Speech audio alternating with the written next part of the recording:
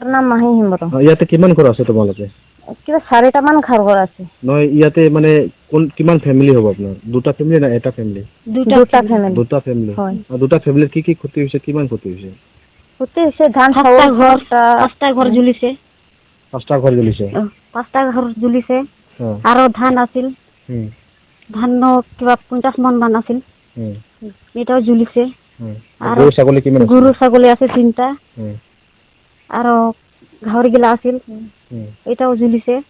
আৰু সাইকেল জ্বলিছে। আৰু সরকারটো 50,000 দিয়া আছে, এটু না লাগে আমাক। আমাক লাগে 10 লাখ। 10 লাখ নিদিলে আমাক না এটা না মানিব আমার। আমার 10 লাখ লাগে। নহলে না মানিব। ইমান জ্বলিছে, আমার ইমান নষ্ট হয়েছে। এখন এটা কত পাবো, আমার ইমান কষ্ট দিয়া কমাইছিল। কিমান ঘৰ জ্বলিছে টোটাল? 5টা। 5টা ঘৰ জ্বলিছে। আৰু ঘৰৰ কি আছিল ঘৰৰ ভিতৰত? ঘৰ ভিতৰত ধান আছিল, আৰু চাউল আছিল, আৰু গেছ, আৰু কিবা পালেং আছিল, কাপোৰ চাপোৰ আছিল, ডকুমেন্টস আছিল। এইগিলা সব জ্বলিছে আমাৰ। এখন কত এটা গিলা সব দিব লাগিব। আপোনালোকৰ গৰু ছাগলী কিবা হেৰাইছে নেকি? কিবা হাৰাইছে, ছাগলী হাৰাইছে। কেইটা ছাগলী আছিল?